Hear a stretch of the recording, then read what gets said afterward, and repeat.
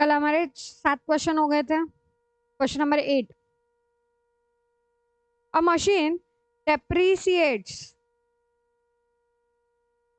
at 10% of the value at the beginning of the year, the cost and the scrap value at the time of a sale being cost है 23,240 और scrap value है 9,000. How many years the machine was put to use? क्या करोगे? सबसे पहले तो यहाँ पे कंपाउंड इंटरेस्ट का फॉर्मूला जाएगा, बट विथ ट्विस्ट. ट्विस्ट क्या था? 1 minus i, 1 minus i raise to n. Amount क्या बच रही है मेरी? Scrap value. तो 9,000 is equals to 1 minus i bracket raise to n into 23,240. अब आसान तरीका क्या होगा? आई हमारे पास है, राइट? आई है ना?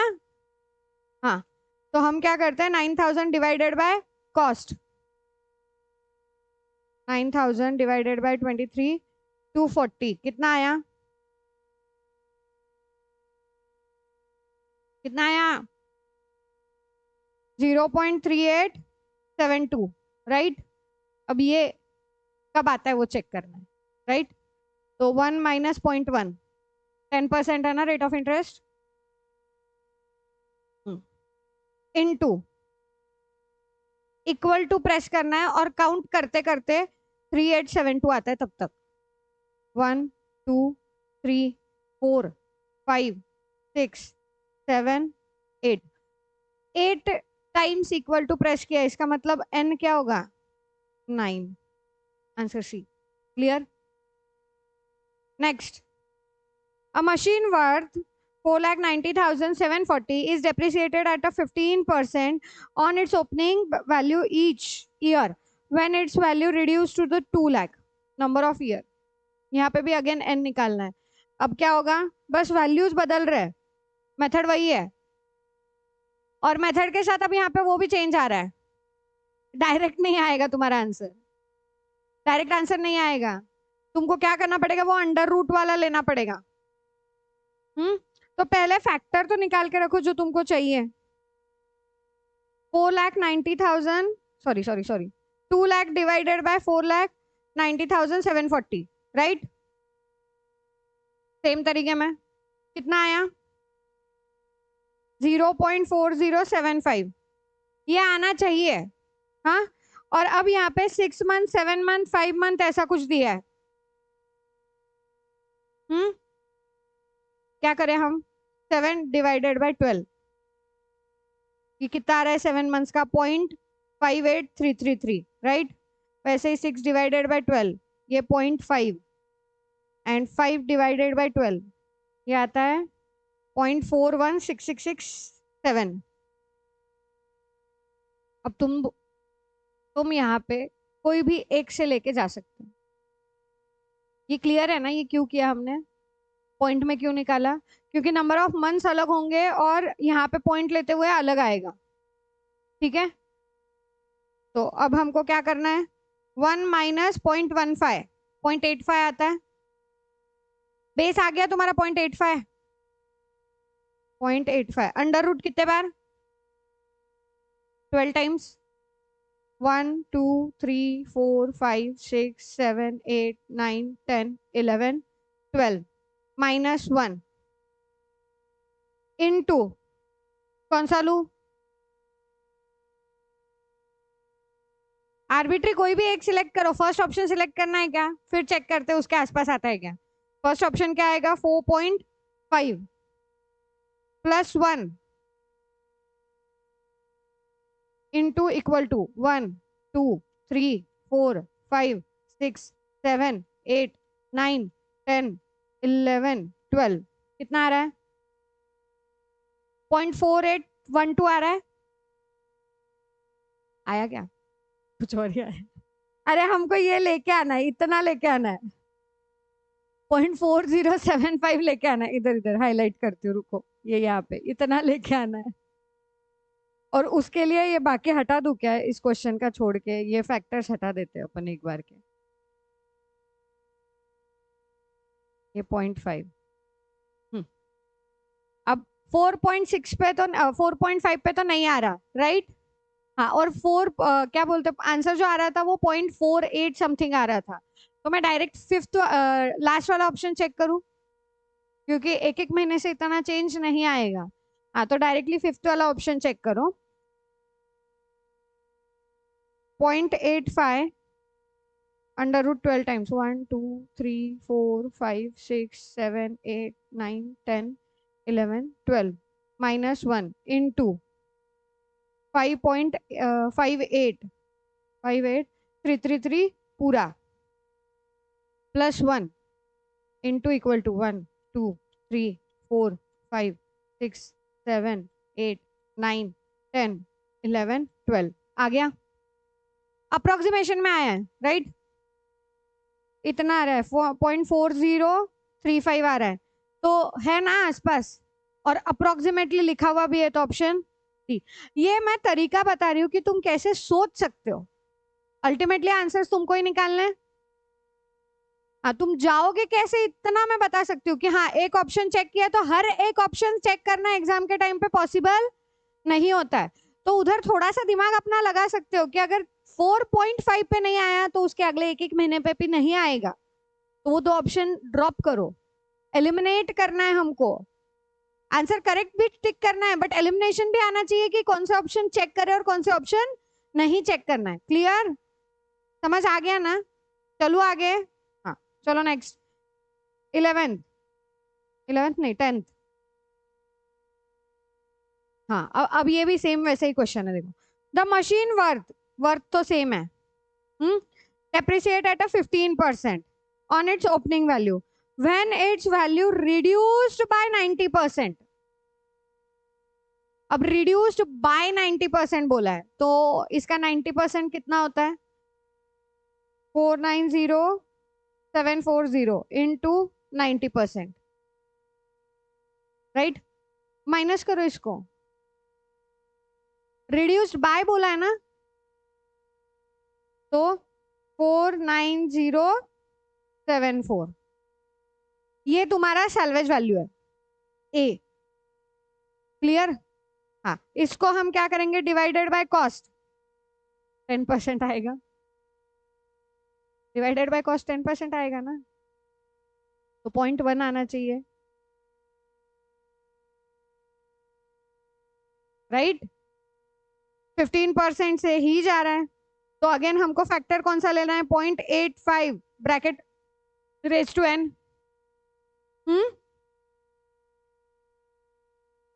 क्लियर? अब थोड़ा सा अगर दिमाग लगाओ इधर के एक के बाद के एक क्वेश्चन के लिए, थोड़ा सा दिमाग। इधर ना 2 लाख हो रहा था, मतलब अप्रोक्सीमेटली 50% के आसपास तक कम हो रहा था। कितने सालों में? 5 सालों में, राइट?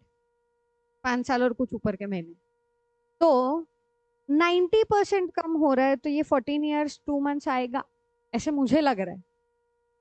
यही आएगा ना? अ, अ, ऐसे तरीके तुम वहां पे अप्लाई कर सकते हो एग्जाम में, अगर सेम टाइप के क्वेश्चन दिखे। क्लियर? अब जितने तुमने प्रैक्टिस की है उसके अकॉर्डिंग तुमको ये समझ आएगा। मैंने बहुत बार सॉल्व किया है, तुमको सॉल्व करवा के लेने के लिए भी मैंने बहुत बार सॉल्व किया है, तुम्हारे साथ भी बहुत बार सॉल्व किया है, तो मुझे देखने के बाद समझ आ रहा है। वैसे ही खुद को भी प्रैक्टिस करनी पड़ेगी। तो जब तक तुम प्रैक्टिस नहीं करोगे खुद से कि इसके आंसर्स कैसे आते हैं, तब तक कोई हेल्प नहीं कर सकता। तुम वीडियो देख लोगे, 10 बार प्रैक्टिस कर लोगे तो जाके होगा, पर देख के 10 बार प्रैक्टिस करोगे तो अगेन तुमको 11 टाइम भी देख के ही जरूरत पड़ेगी। बेटर वे एक बार देखो, 2 बार देखो, उसके बाद खुद से प्रैक्टिस करो, तो खुद से अपने आप तुमको एक तरीका समझ आता है कि मुझे कैसे सॉल्व करना है। दूसरों के तरीके से ज्यादा खुद के तरीके थोड़े से अप्लाई करने चाहिए। ठीक है? अब आंसर निकालना तो है ही अपने को, निकाल लेते हैं। 0.85 डायरेक्टली लास्ट वाला ऑप्शन चेक करूं मैं, मुझे लग रहा है इसलिए। नहीं आया तो अपने को वैसे ही दूसरा ऑप्शन चेक करना है। क्लियर? तो 0.85 under root 12 times 1 2 3 4 5 6 7 8 9 10 11 12 minus 1 into 14.2 लेना है या 14.166? 14.2 लू या 14.166? 14.166 ना, 2/12 करना है। हाँ, तो into 14.1666 plus 1 into equal to 1 2 3 4 5 6 7 8 9 10 11 12 कितना आया? 0.099। मतलब क्या होता है? 0.1। Right, clear? हाँ, तो कभी कभी अपने दिमाग की भी सुन लेने का।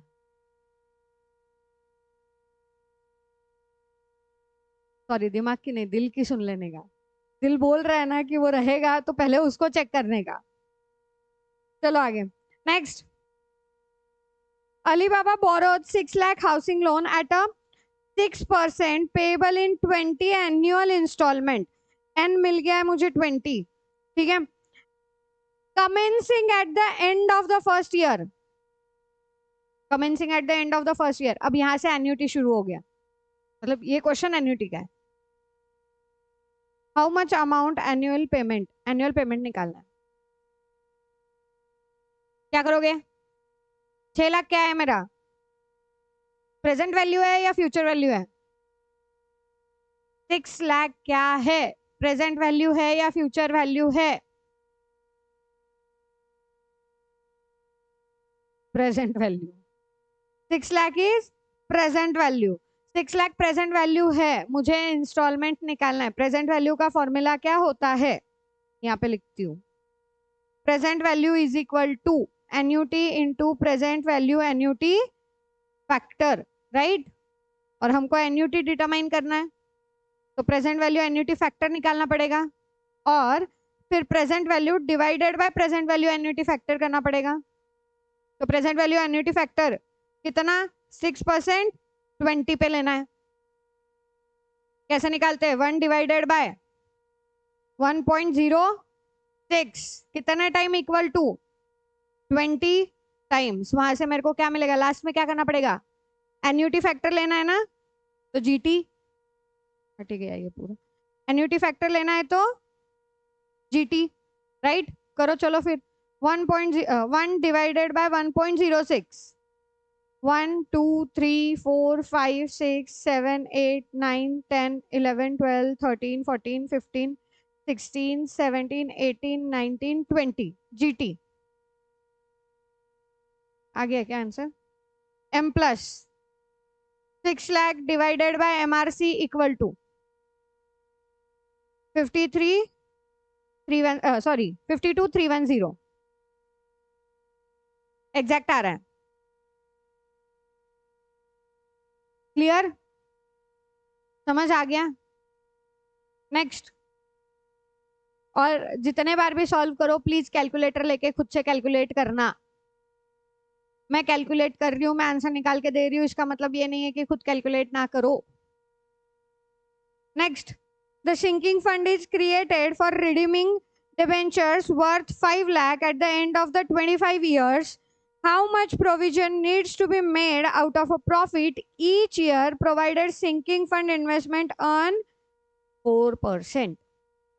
सिंकिंग फंड का क्वेश्चन है। प्रेजेंट वैल्यू या फ्यूचर वैल्यू? गुड, समझ गई है। ऐसे जिनको इंग्लिश में दिक्कत रहती है और वो अचानक से अच्छे से डिटरमाइन करने लग जाता है ना, तो खुशी होती है अंदर से कि समझ में आने लग गया। क्या दिया है? वर्थ 5 लाख जो है, इनको रिडीम करना है। रिडीम हम आज के दिन थोड़ी कर रहे हैं, रिडीम हम 25 साल बाद करने वाले हैं, राइट। तो ये जो 5 लाख दिया है, ये मेरा क्या है? फ्यूचर वैल्यू है। फ्यूचर वैल्यू कितना है? 5 लाख। और मुझे एन्युटी निकालना है कि एन्युटी कितना पे करना चाहिए, राइट। तो फ्यूचर वैल्यू का फॉर्मूला क्या है? Annuity into the bracket 1 plus i raise to n minus 1 upon i. तो अब मैं क्या करूंगी? एन्युटी को छोड़ दो साइड में, थोड़ी देर इसको हटा दो। ये फैक्टर निकालो, और ये फैक्टर निकालने के बाद 5 लाख डिवाइडेड बाय ये फैक्टर कर दो। समझ आया? रेट ऑफ इंटरेस्ट कितना है दिया है क्या क्वेश्चन में? 4%। दोनों पर एनम है। यस। चलो फिर 1.04 इंटू इक्वल टू कितने बार करूं? 24। 1 2 3 4 5 6 7 8 9 10 11 12 13 14 15 16 17 18 19 20 21 22 23 24 माइनस 1/0.04। फैक्टर कुछ तुम्हारा 41.6459 आया होगा। इसको करो M plus, directly M plus किया तो भी चलता है, ठीक है। M plus 5 lakh divided by MRC equal to कितना आ रहा है?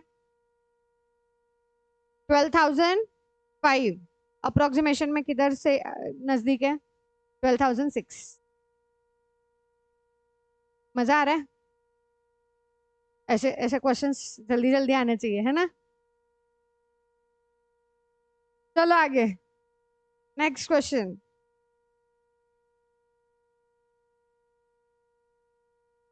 13। A machine cost 5,20,000 with an estimated life of a 25 years.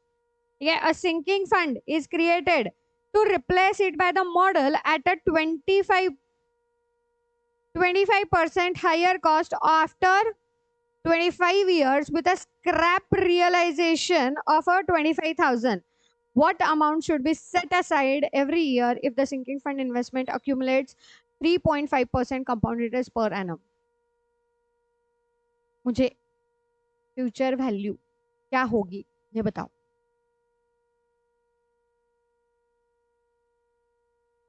इसमें मेन एलिमेंट वही है, तुम ये वाली चीज निकाल लोगे 1.035 ब्रैकेट रेज टू 25 माइनस 1/0.035, ये चीज निकाल लोगे। पर इसको किससे डिवाइड इसको करना है, तो कौन से अमाउंट से डिवाइड करोगे? फ्यूचर वैल्यू, वो फ्यूचर वैल्यू चाहिए। क्या रहेगी फ्यूचर वैल्यू?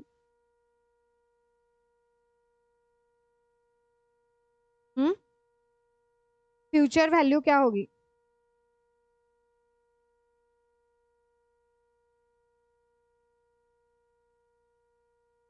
ये आया है क्या क्वेश्चन किसी को? अच्छा, फ्यूचर वैल्यू यूज किया, प्रेजेंट वैल्यू यूज किया, क्या यूज किया? ये सब यूज करके देखा? हर एक बार एक यूज करते, किसी से तो आंसर मिलेगा। टाइम लेना है, 2 मिनट दिया, करो सॉल्व।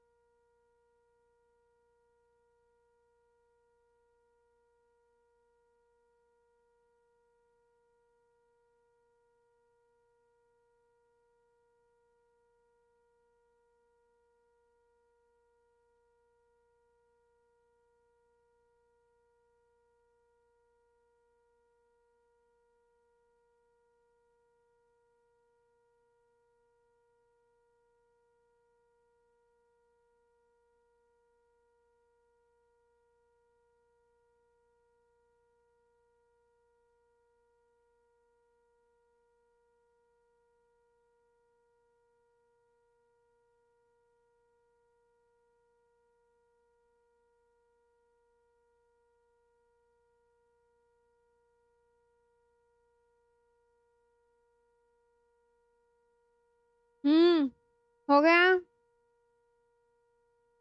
अरे उतना ही निकालो, तुम पूरा आंसर निकाल के मत दो मुझे, मैं बस फ्यूचर वैल्यू पूछ रही हूँ तो फ्यूचर वैल्यू निकाल के दो ओनली।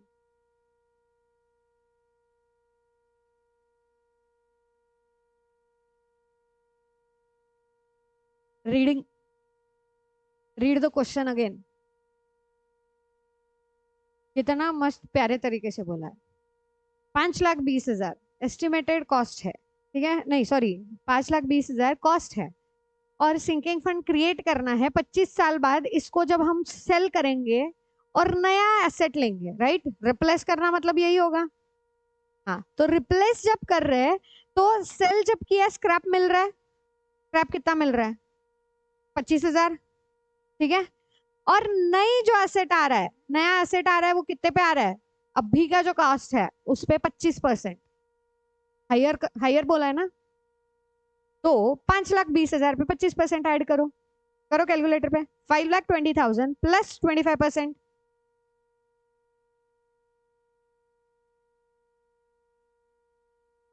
6,50,000। ये तो लगने वाला है, राइट, बट मेरे पास 25,000 अभी आ रहा है ना, मतलब उस टाइम पे 25 साल बाद 25,000 मेरे को उस टाइम पे मिलेगा, तो वो मेरे लिए कॉस्ट रहेगा क्या, मेरे को वो रियलाइज करना है क्या, नहीं ना, उसको अपन माइनस करेंगे, तो -25,000, 6,25,000। अब ये इसको हमको डिवाइड करना है इस फैक्टर से, तो 6,25,000 हुई तुम्हारी फ्यूचर वैल्यू। कैश किया था पर तूने किया नहीं, 3,25,000 बोला, तो 3 लाख कहाँ से आया तेरा। अच्छा, 25% लेस किया, लेस क्यों करना है अभी, उस टाइम पे, अरे जनरली सोचो ना, कि अभी जो है उससे अगले सालों में कॉस्ट ज्यादा रहेगा या कम रहेगा, ज्यादा रहेगा ना। और लिखा हुआ भी जनरली सोचना छोड़ो, लिखा हुआ है सामने कि कॉस्ट हायर रहेगा, हायर है तो हमको ऐड करना पड़ेगा। तूने उस 5,20,000 को 25 साल के बाद का कॉस्ट कंसिडर किया, राइट, तो यहाँ पे रीडिंग, ये इधर वाली रीडिंग, चलो फैक्टर निकालो, 1.035 into equal to 24 times, 1 2 3 4 5 6 7 8 9 10 11 12 13 14 15 16 17 18 19 20 21 22 23 24 -1 upon 0.035 m plus 6,25,000 divided by MRC equal to, exact आ रहा है, आसपास आ रहा है, ऑप्शन सी। हाँ, 4, हाँ तो 6 तो रहने देना, बाकी ऑप्शन में है क्या, कितना डिफरेंस है, देख इधर 46 का डिफरेंस, यहाँ पे तो बहुत ज्यादा डिफरेंस, अगेन इधर 40 का डिफरेंस, तो नजदीक वाला कौन सा है, 4 का ही है ना, तो जो नजदीक है उसको जब से इतने टाइम से जो बोल रही थी ये ऐसे वाला आता है, नन ऑफ दिस आएगा ही नहीं। मैं बोल रही हूँ जब जब तुमको ऐसे अप्रोक्सीमेशन वाली फिगर दी है ना, नन ऑफ दिस नहीं रहेगा, बिकॉज जो तुम कैलकुलेटर पे पॉइंट लेते हो उसमें डिफरेंस आता है। अगर मैंने 4 ही पॉइंट लिए, अभी जो हमने एम प्लस किया था उसको एक बार एमआरसी चेक करो, क्या आ रहा है, ये 38.9498। अगर मैं इतने 4 डिजिट लेके भी आंसर निकालू तो मेरा आंसर मतलब डिजिट्स डिफरेंट आते हैं, देखना है। एमआरसी अपन ने किया था, राइट, एसी प्रेस करो, 6,25,000 डिवाइडेड बाय 38.9498, कितना आ रहा है देखो, वही आ रहा है ना, पॉइंट वाले डिफरेंस है, लास्ट के पॉइंट के बाद वाला डिफरेंस है। अगर 3 डिजिट लू अगेन डिफरेंस आएगा, थोड़ा थोड़ा थोड़ा डिफरेंस होता जाएगा, इसीलिए जब भी आगे जाके कभी भी इंटरमीडिएट फाइनल कभी भी प्रेजेंट वैल्यू फ्यूचर वैल्यू वगैरह कुछ आए तो यहाँ पे राउंडिंग ऑफ के डिफरेंस रहते हैं, और एकदम स्लाइट स्लाइट रहते हैं,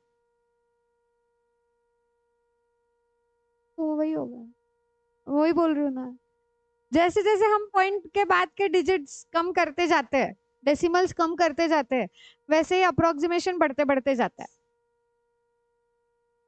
तो हमको कैसे पता ना, अब ऑप्शन दिया है तो ऑप्शन में हम सिलेक्ट कर सकते हैं।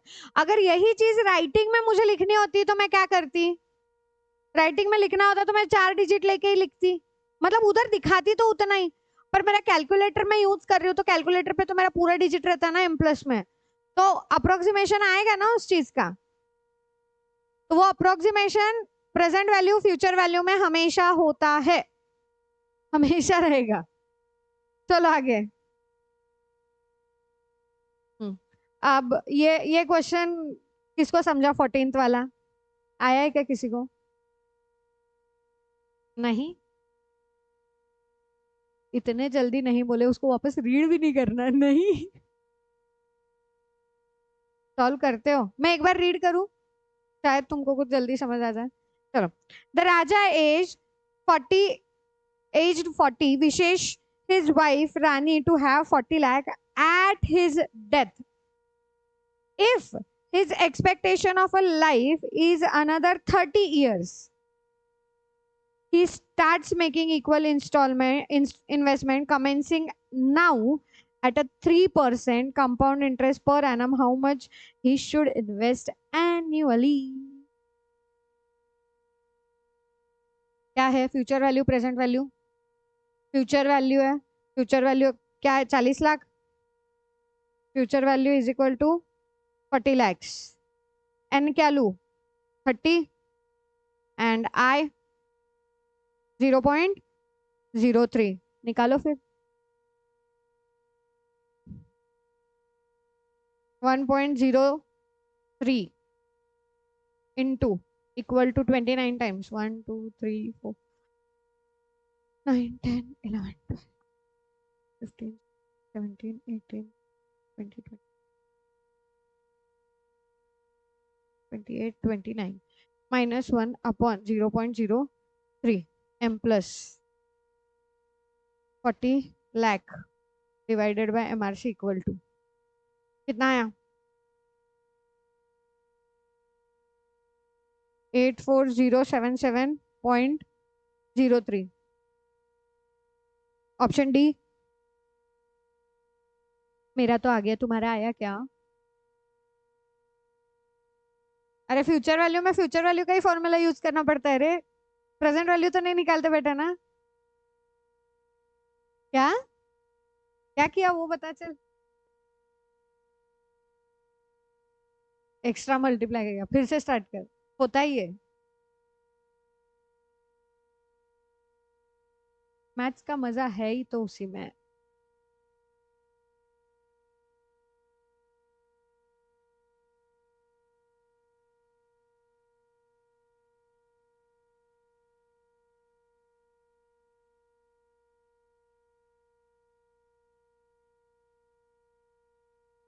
Multiply 40 lakh, 40 lakh divided by करना है। हाँ, एम प्लस करो, 40 lakh divided by MRC equal to.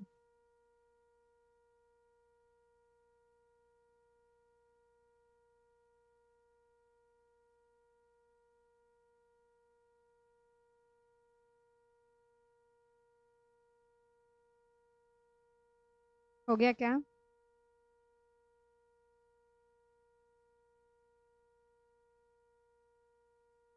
क्या हो गया रे, आ रहा है कि नहीं आ रहा है? क्या आ रहा है? 80,000। मेरा 84 आया है।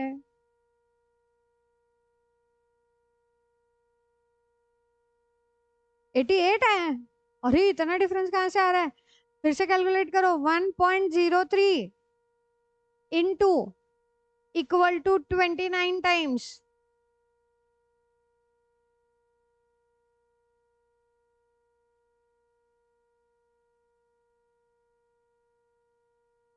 -1 अपॉन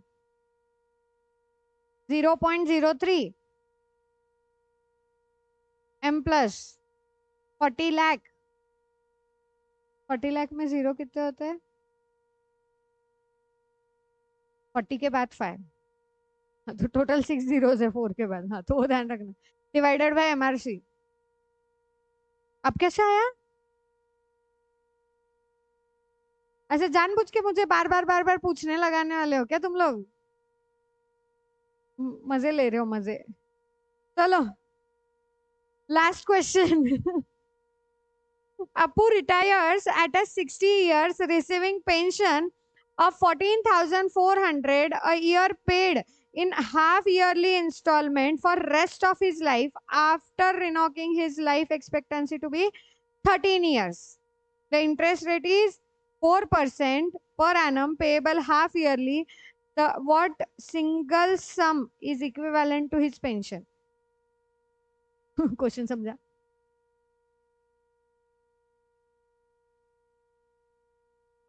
क्वेश्चन समझा क्या? नहीं, कुछ तो समझा गया क्या? 60 इयर्स रिटायर हो रहा है, उसको पेंशन मिल रही है, राइट? हाँ, कितनी मिल रही है पेंशन? 14,400 a year. ईयर में उसको 14,400 मिल रहा है, बट इंस्टॉलमेंट उसके हाफ ईयरली है, राइट? इसका मतलब 14,400 को मेरे को डिवाइड करना पड़ेगा 2 से। एन्यूटी कितनी है मेरी? 7,200। ठीक है, फिर क्या बोला है? अब ये रेस्ट ऑफ द ईयर्स मतलब कितने सालों तक पता नहीं, पर उसने लाइफ एक्सपेक्टेंसी कितनी निकाली है? 13 साल। तो एन हमको क्या लेना है? 13 लू या 26?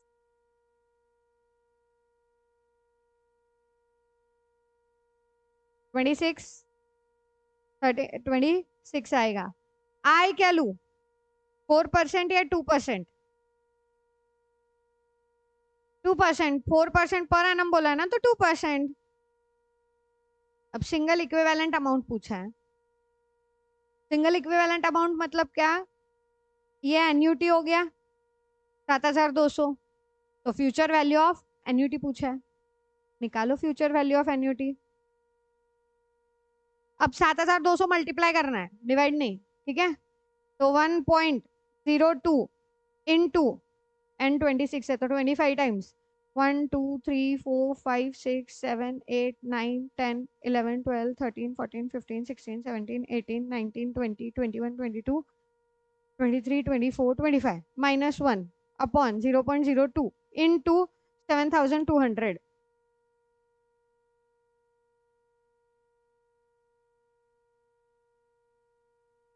क्या गड़बड़ किया?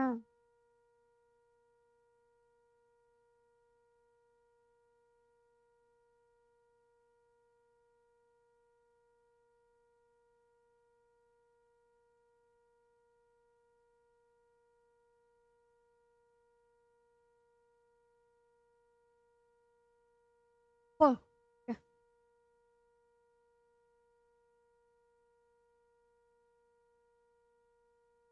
14,000 1 डिवाइडेड बाय 1 प्लस आई क्यों करना है?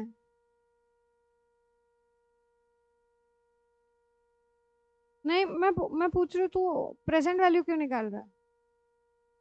अच्छा, हाँ हाँ हाँ हाँ हाँ हाँ, प्रेजेंट वैल्यू निकालनी है, सॉरी।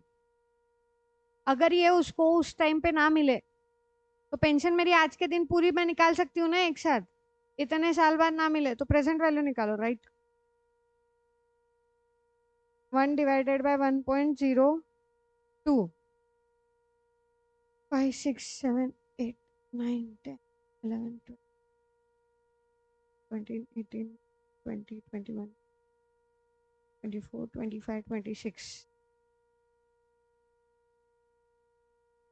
200। ऑप्शन बी आता है। यहाँ पे फ्यूचर वैल्यू नहीं आएगा, प्रेजेंट वैल्यू आएगा, क्योंकि ये सम इक्विवेलेंट टू हिज पेंशन उसको उस टाइम पे लास्ट वाले इस पे थोड़ी मिलेगा, मरने के बाद थोड़ी पेंशन मिलेगी, वो पहले भी ले सकता है ना, विड्रॉ कर सकता है, इसके लिए इधर प्रेजेंट वैल्यू निकालना है। क्लियर? पर मल्टीप्लीकेशन प्रेजेंट वैल्यू जो एन्यूटी है वो 7,000, बाकी सब सेम है। Annuity 7,200, N26, rate of interest 2%, वो सब सेम है, बस प्रेजेंट वैल्यू निकालना है। क्लियर?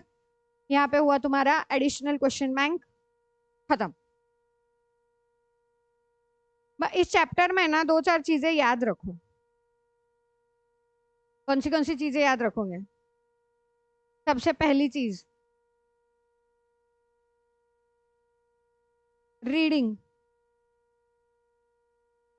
रीडिंग के बाद इंटरप्रिटेशन।